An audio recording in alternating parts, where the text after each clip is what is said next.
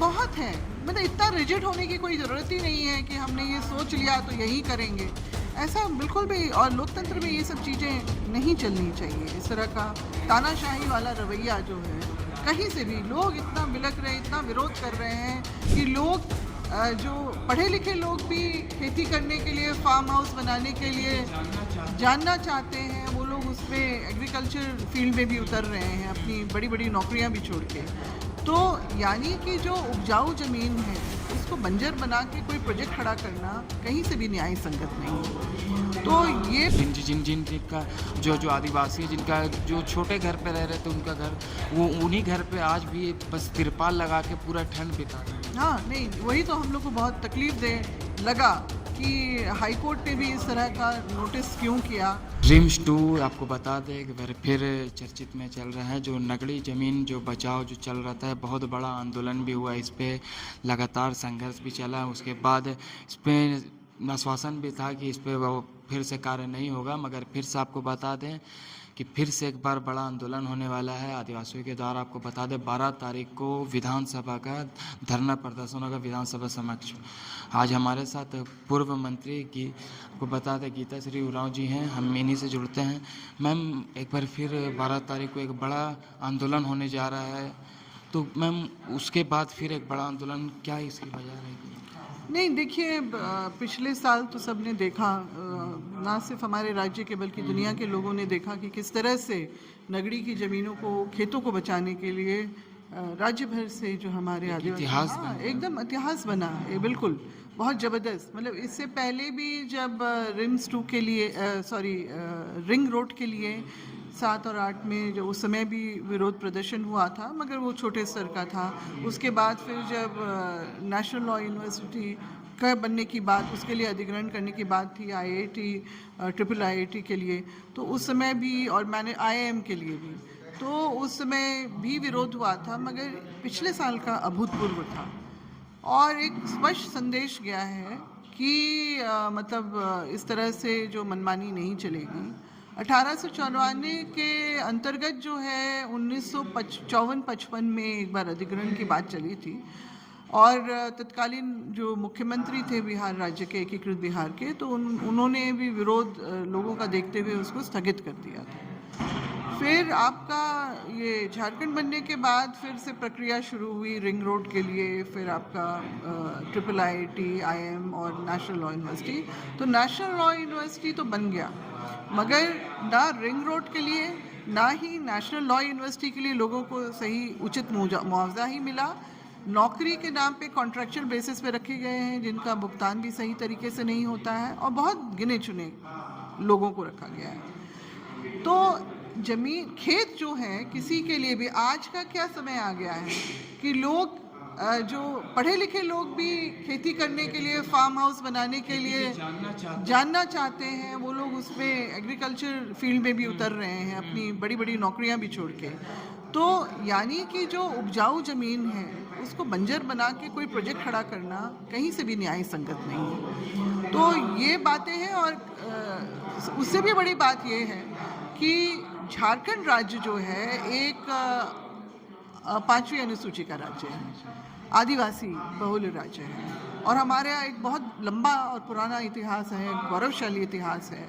और हमें विरासत के तौर पे जो मिली हैं, भारतीय संविधान ने जो 13(3) का अनुच्छेद में जो हमारी परंपराओं को, हमारी रीति रिवाज को, हमारे कानूनों को जो मान्यता दी है, इसके अलावा जो CNT, SPT और विल्किंसन रूल के तौर पे हम लोग अभी भी अपने राज्य में देखते हैं, और जो 244 1 और 2 के अंतर्गत जो 5वीं और 6वीं अनुसूची का भी जो प्रावधान भारतीय संविधान में जो दिया है, वो हमारे पुराने जो प्राचीन जो सभ्यता, संस्कृति, परंपराओं के निमित्त वो सारी चीज़ों को अंकित किया गया है। तो जब एक बहुत जद्दोजहद के बाद जब झारखंड अलग राज्य बना है, तो हमारे जो अगुवाओं ने भी ये चाहा था कि हमारी उन्हीं सब चीज़ों को संरक्षित किया जाए, और हम लोग भी वही चाहते हैं, मगर वो होता हुआ दिख नहीं रहा है, बल्कि लगातार उस चीज़ का हम लोग जो है कुठाराघात उसके ऊपर हम लोग देख रहे हैं।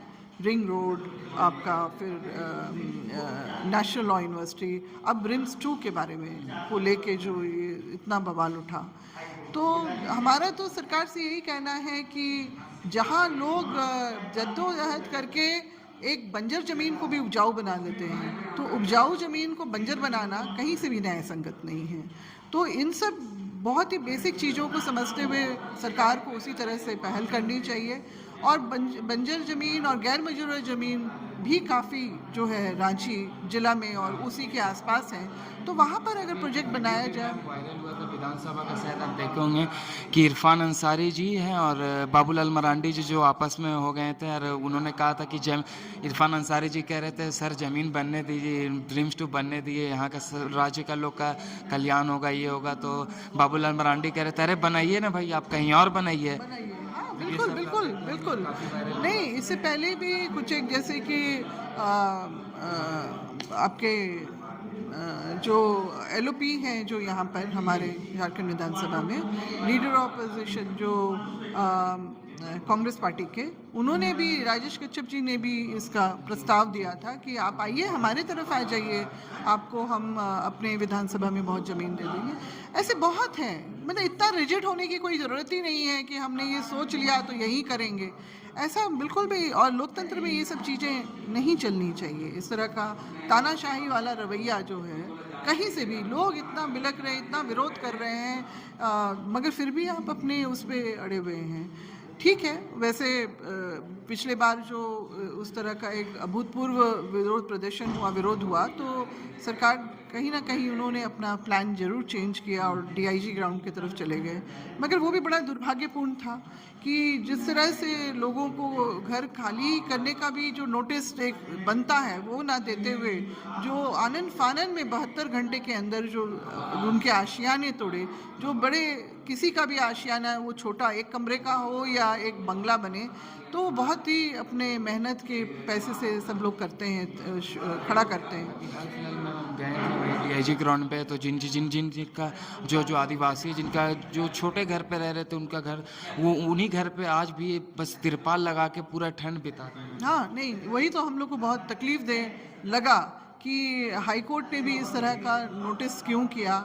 और निश्चित रूप से जिस तरह से रिम्स 2 के पदाधिकारियों ने जिस तरह का रिपोर्ट जो या फिर उसको तैयार करने के लिए जो एक टीम बनाई गई थी, वो उन लोगों के रिपोर्ट पे हाई कोर्ट ने बिना ज़्यादा सोचे समझे जो है जिस तरह का निर्णय पारित किया था, तो ये बहुत ही दुखद था। और हम लोगों ने देखा कि आप तो मतलब सुप्रीम कोर्ट का भी ऑर्डर है कि आप बरसात में या कड़ी ठंड में या कड़कड़ाती गर्मी में भी आप लोग जो है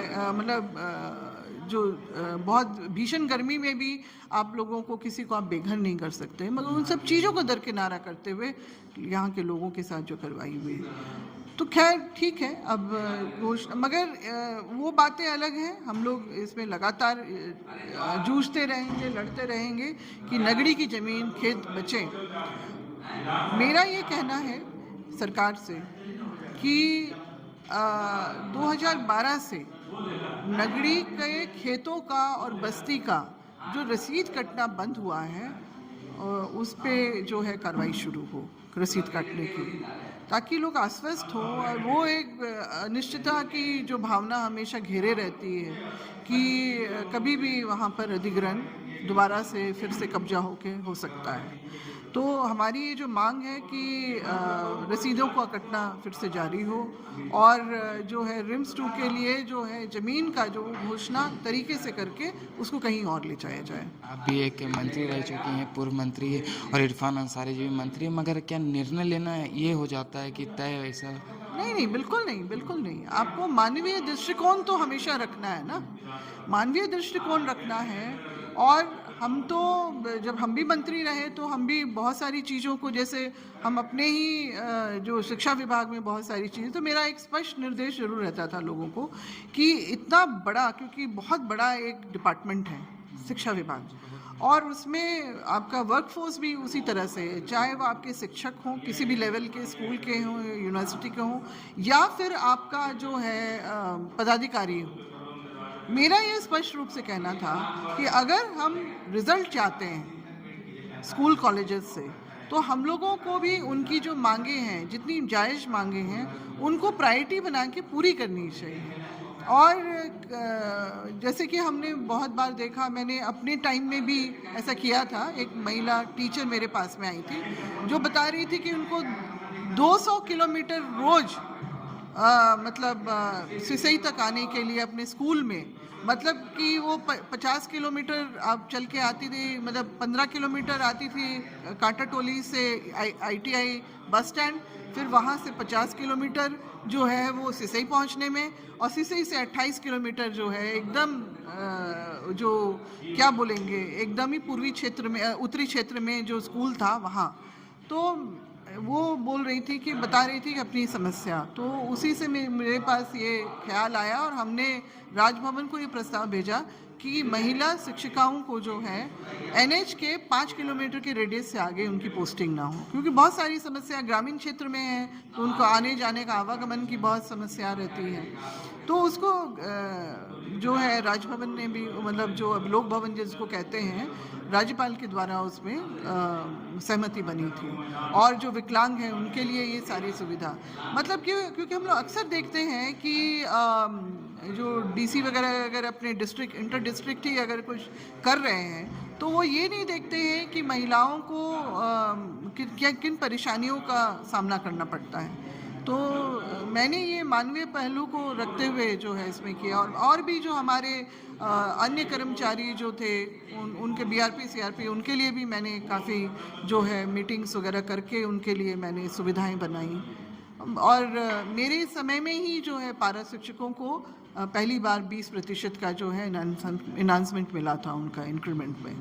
तो मेरा ये कहना था कि ठीक है, आप हैं व्यवस्था में हैं, मगर व्यवस्था में रहने वाले लोगों की अगर आप परेशानियों को नहीं समझेंगे तो फिर आपको वो रिज़ल्ट नहीं मिलेगा, क्योंकि फिर आप मन मार के, लोग नौकरी बनाए रखने के लिए तो मन मार के ही काम करेंगे।